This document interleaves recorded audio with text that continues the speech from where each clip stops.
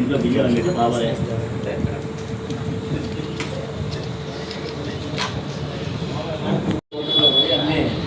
Development అన్ని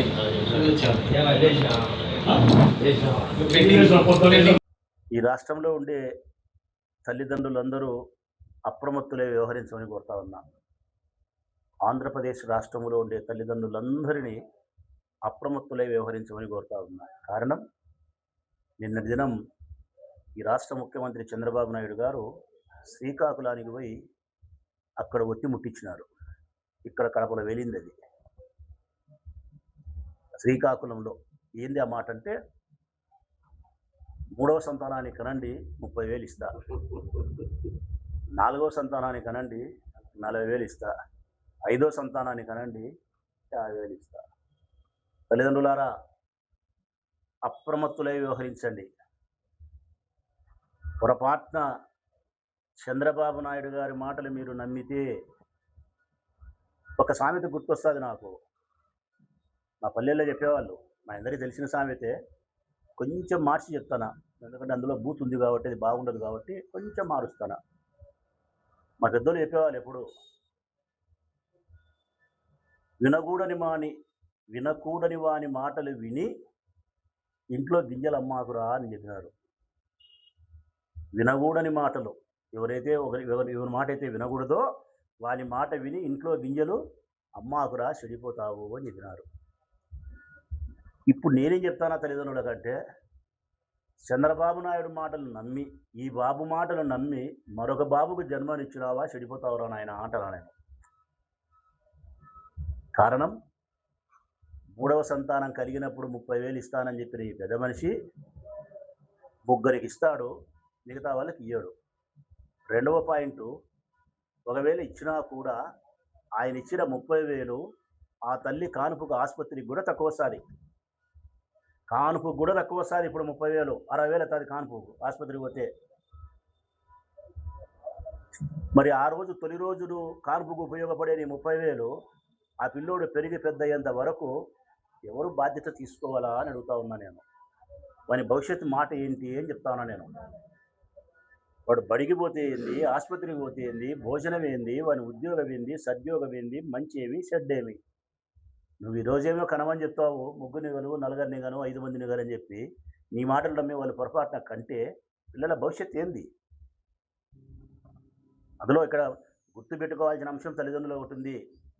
3వ సంతానం కంటే 30,000 అక్కడే చిన్న అండర్లైన్ చేసుకోవాలా. కాన్పు వరకే ఆ లెక్క. ఏం చెప్పినా కాన్పు వరకే, ప్రతి ఏటా కాదు తల్లిదండ్రులారా. 3వ బిడ్డకు ప్రతి సంవత్సరం 30,000 ఇస్తా అని చెప్పలే ఆయన. నువ్వు కన్నె రోజు మాత్రం 30,000 ఇస్తాడట, మిగతా సంబంధం లేదంట. నేను అడుగుతా ఉన్నా ఈ ముఖ్యమంత్రి గారిని, అట్లొద్దయ్యా. దేశంలో జనాభా తగ్గిపోతుంది కాబట్టి దేశ జనాభాను పెంచడానికి, దేశ ఆర్థిక అభివృద్ధిని సాధించడానికి, సంపదను పెంచడానికి పిల్లలు కను అని చెప్తున్నావు నువ్వు. కంటామనుకో నీ మాట నమ్మి పిల్లల భవిష్యత్తు ఏంది అంటున్నాం. అందుకే పుట్టిన ప్రతి పిల్లవానికి నువ్వు ఒక 50 లక్షల రూపాయలు ఫిక్స్డ్ డిపాజిట్ చేయవని పేరుతో బాండ్ తల్లిదండ్రులకు, సంవత్సరానికి 1 లక్ష రూపాయలు మెయింటెనెన్స్కి, వాని అర్హతను బట్టి వానికి ఉద్యోగం ఇస్తానని చెప్పి గ్యారంటీ, ఇవన్నీ ప్రభుత్వం ఒక అగ్రిమెంట్ చేసి ఒక జీవో ఇచ్చి, ఏ ప్రభుత్వాలు మారినా ఈ జీవోలు మారకూడదని చెప్పి తల్లిదండ్రులకు నువ్వు అగ్రిమెంట్ చేసుకుంటే అప్పుడు ఆలోచించాల్సిన పరిస్థితి.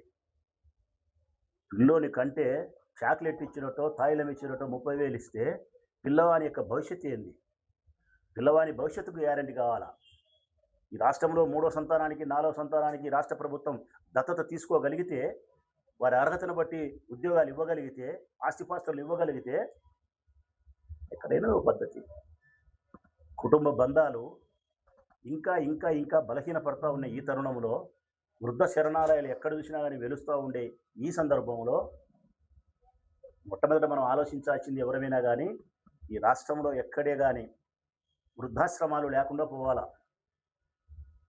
తల్లిదండ్రులకు వారి సంతానం దగ్గరనే శేష జీవితం గడపగలిగినటువంటి బంధం ఏర్పడాలి. అదే తల్లిదండ్రులు మన నుంచి ఆశించేది.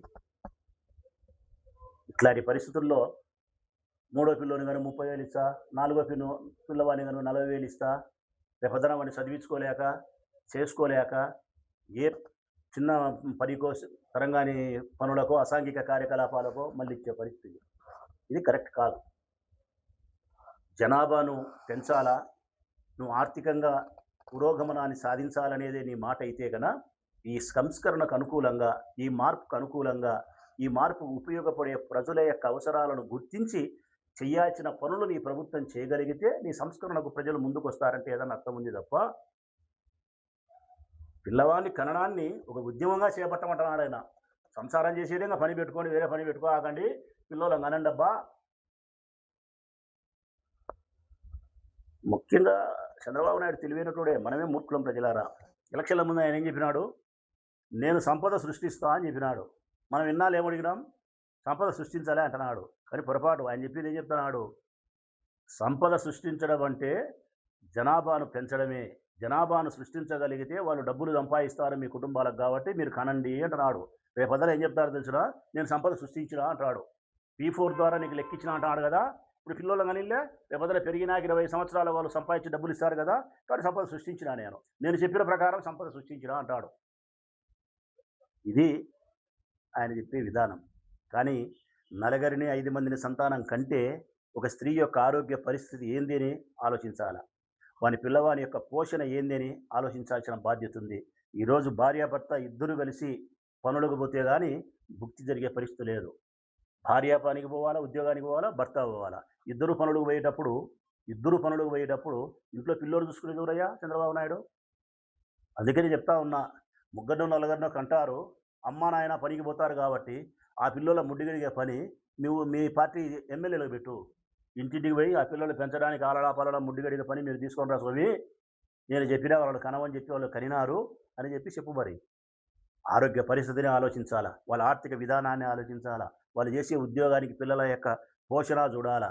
చిన్నపాటి ఆస్తిపాస్తులు ఉంటే 10 మందిని కన్నప్పుడు ఎంత విచ్ఛిన్నమైపోతుంది ఆస్తి, వాళ్ళ పరిస్థితి ఏందని గమనించాలా. కేవలం పనికిరాని మాటలు, పనికి మాలిన మాటలు. నువ్వు అమ్మఒడి కన్నె పిల్లలు అందరికీ బేస్తానని చెప్పిన మనిషివే బేలేకపోతున్నావు.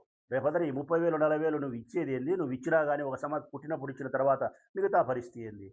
అందుకే నేను తల్లిదండ్రులకు అప్రమత్తమై ఉండమని చెప్తా ఉన్నా. పొరపాటున ఎవరైనా చంద్రబాబు నా మాటలు నమ్మితే ఇంట్లో గింజలమ్మినట్టే ఉంటుంది.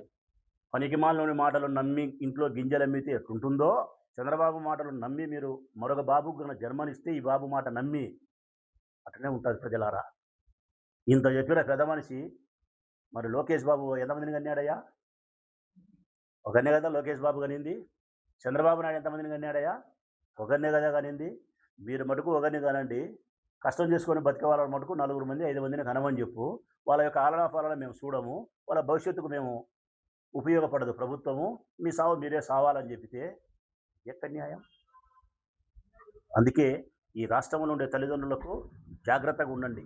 బాబు మాటలు నమ్మి పొరపాటు పడితే మన పిల్లల భవిష్యత్ అంధకారం అయిపోతుంది. తస్మాత్ జాగ్రత్త.